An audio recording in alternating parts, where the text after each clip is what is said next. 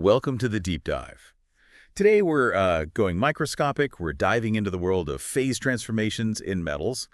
You know, our listeners have sent us some really interesting material, Yeah. a whole chapter from a materials science textbook, Oh, wow. and we're excited to break it down with you today. Yeah, it's a great chapter. Really gets into how temperature and time can completely reshape a metal's structure, which in turn totally changes its properties. And we're focusing on steel today, right? Why steel? Steel is like the chameleon of the metal world, you know? Yeah. With the right heat treatment, you can get wildly different properties, from super strong to super flexible. It's incredibly versatile. Okay, let's unpack this. First things first, what exactly is phase transformation? Think of it like water-changing states. Ice, liquid water, and steam are all different phases of the same H2O molecule, right? Right. Metals do this too, but with way cooler results. Instead of changing between solid, liquid, and gas metals, shift between different crystal structures. So it's not about the metal itself changing, but how its atoms are arranged internally. Exactly. And just like with water, temperature plays a key role. The chapter even mentions pressure-temperature phase diagrams, those charts with the lines that show you when something will change from one phase to another. Okay, so temperature triggers these transformations in metals. But what's actually happening at the atomic level? How does one crystal structure become another? Well, there are two key processes at play: nucleation and growth. Nucleation is like planting tiny seeds of the new crystal structure. These seeds are called nuclei. And then comes growth. Those nuclei expand and eventually replace the old phase. It's really quite something. So it's like a microscopic takeover. But how do these seeds even appear in the first place? Do they just pop up randomly? Well, it can happen that way. It's called homogeneous nucleation, and it's like popcorn kernels spontaneously popping. I like that analogy. But there's another way called heterogeneous nucleation. In this case, the nuclei prefer to form at existing surfaces, like little scratches, impurities, or even the boundaries between the crystals and the metal. So it's easier for the new phase to get started where there's already some kind of disruption in the existing structure. Exactly. It's like having a pre-made foundation to build on.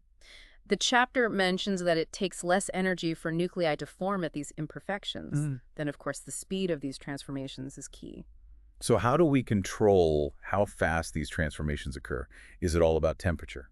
Temperature is a big factor, but time plays a crucial role too. That's where kinetics comes in, how temperature and time work together to affect the transformation rate. By tweaking these, we can basically choose which microstructure we get in the end, and different microstructures mean different properties. All right, that makes sense. Now let's dive into those microstructures. We're focusing on steel, which is an alloy of iron and carbon, right? Right. And the chapter uses the iron-carbon phase diagram as a roadmap to show us all the different phases that can exist at various temperatures and carbon content. So it's like a map that tells us what kind of steel we'll get depending on the heat and the amount of carbon. Exactly. And along with that, we have these super helpful diagrams called isothermal transformation diagrams, or TTT diagrams for short. Oh. They show us how long it takes for different transformations to happen at specific temperatures. Okay, I'm ready to see how these diagrams work. What kind of microstructures can we create in steel? Well, let's start with pearlite. Picture this: alternating layers of ferrite, which is relatively soft, and cementite, which is hard and brittle, like a super strong layered cake. So it's not a uniform structure, but rather a mix of two different phases arranged in layers. Precisely. And the slower we cool the steel, the thicker those layers get, resulting in coarse pearlite, which is a bit weaker. But if we quench that steel quickly, we get thin layers called fine pearlite, which is tougher. So the cooling rate determines the size of the layers and ultimately affects the strength of the steel. Fascinating. What other microstructures can we get? Well, if you cool austenite, which is the high-temperature phase of steel, at an even lower temperature than what forms pearlite, you get bainite. Bainite. Sounds a bit like a sci-fi metal. What's special about it? Bainite is like pearlite's cooler, stronger cousin. The microstructure is incredibly fine. You need an electron microscope to see it. It's also tougher than pearlite. Wow. So we've got pearlite and bainite, both with different properties based on the cooling rate. What else is there? Next up is the superstar of steel microstructures, Martensite. This one forms when you quench austenite so incredibly fast that the carbon atoms have no time to diffuse and form those neat layers like in pearlite or bainite.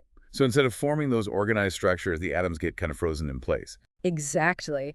The result is a structure that's incredibly strong and hard, but unfortunately also quite brittle. It's like a super-powered warrior with a glass jaw. That's a great analogy, Martensite is powerful, but you have to handle it carefully. That's why we often need to temper it. Okay, tempering martensite. Is it anything like tempering chocolate? Hmm. Melting it down and then cooling it slowly? Not quite, but the idea is similar to make it more usable. Tempering martensite involves heating it gently, allowing those trapped carbon atoms to move around a bit and form tiny cementite particles within the martensite structure. So we give those carbon atoms a little breathing room. Does this make the martensite less brittle? Exactly. Temper martensite gives you the best of both worlds, the strength and hardness of martensite, but with much improved toughness and ductility. Ah, so it's like taking that superpowered warrior and giving them some flexibility so they don't shatter at the first sign of trouble. But I have to ask, why are we so obsessed with these different microstructures? What's the big deal? Well, it all comes down to controlling the properties of the steel. Do you want a tough and ductile steel for a car chassis? Fine pearlite won't be your answer. Need something super strong and wear-resistant for a cutting tool? Tempered martensite could be the way to go. So by understanding these microstructures and how they form, we can essentially tune the properties of steel to fit a huge range of applications. Precisely. It's like having a toolbox full of different steel variations, each with its own unique set of strengths and weaknesses. Okay, so we've covered the different microstructures and how cooling rates play a role. But how does the arrangement of atoms at such a tiny scale actually affect how a metal behaves in the real world? It still feels a bit like magic. It's not magic, but it's definitely fascinating. It all boils down to how those microstructural features interact with dislocations, those tiny defects that move around when a metal deforms under stress. Dislocations, so imperfections within the crystal structure. How do they factor into all of this? Imagine an obstacle course for these dislocations.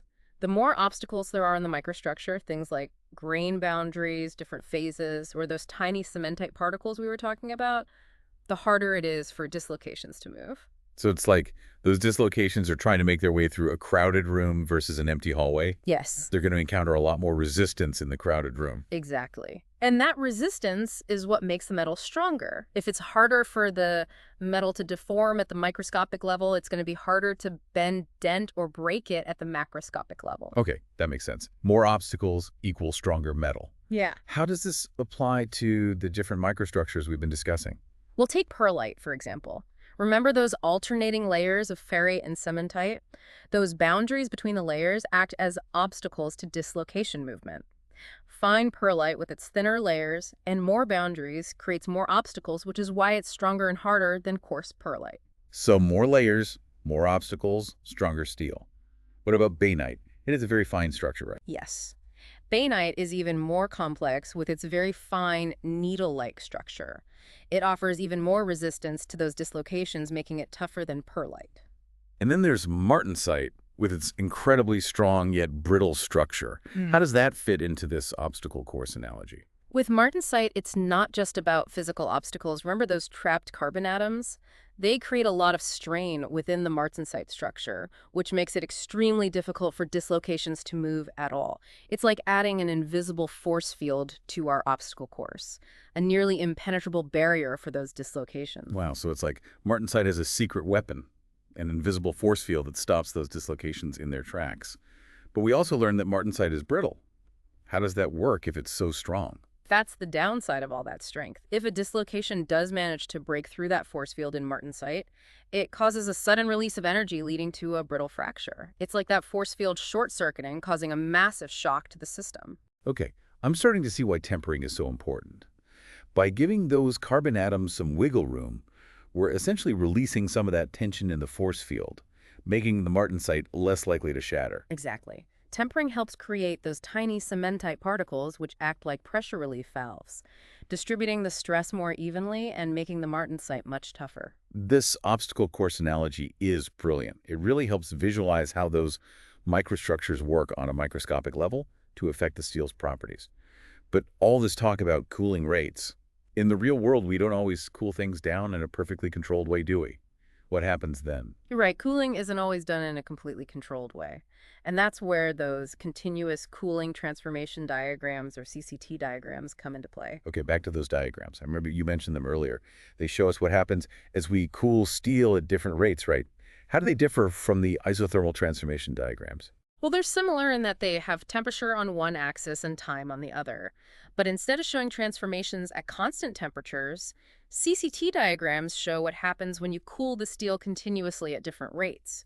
So instead of those neat C-shaped curves we saw on the TTT diagrams, we have curves that shift to longer times and lower temperatures as the cooling rate decreases. It's like the transformations are getting a bit lazier as we cool the steel more slowly. They need more time to get going. That's a great way to put it. And the CCT diagrams help us predict what microstructures we'll get depending on how quickly we cool the steel. So if we want to create Martensite, we need to cool the steel down super fast, right? Is there a specific speed we need to hit? Exactly. The CCT diagram will show you a critical cooling rate, the minimum speed needed to avoid those slower pearlite and bainite transformations and reach the Martensite transformation temperature. So it's a race against time. Mm. We need to cool that steel down faster than those lazy transformations can take place. That's a great way to visualize it. And this is one of the reasons why alloying elements are so important. Right. We briefly talked about alloys earlier. They can affect those transformation curves, can't they? Exactly. By adding elements like chromium nickel or molybdenum, we can shift those pearlite and bainite curves on the CCT diagram, essentially slowing them down.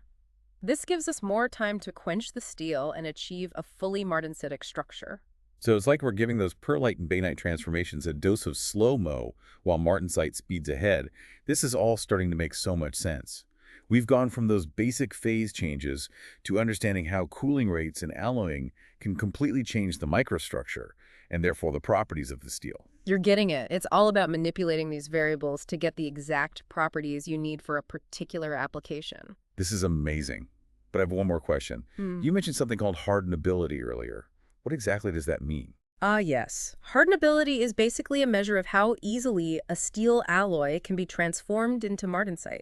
Steels with high hardenability can achieve martensitic structures even with slower cooling rates, thanks to those alloying elements we talked about. So hardenability is like a measure of how eager a steel is to become martensite. Exactly. And it's a crucial factor when you're designing components that need to be strong and hard. This is also fascinating. It feels like we're unlocking the secret code to manipulating the strength, hardness, and ductility of metals.